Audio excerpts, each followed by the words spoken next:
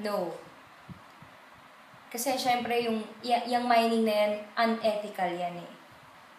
Tsaka marami ang bad effects. Unang-una, yung mining nakakasira yan ng lithosphere natin.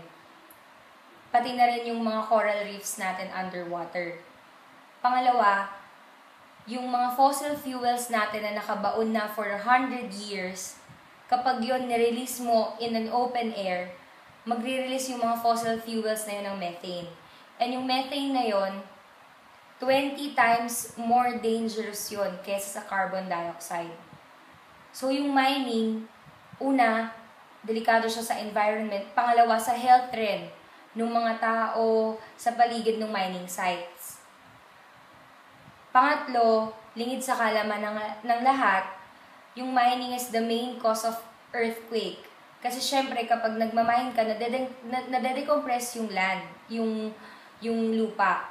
So, tendency, easier mag-shake yung lupa. So, nagkakos siya ng earthquake.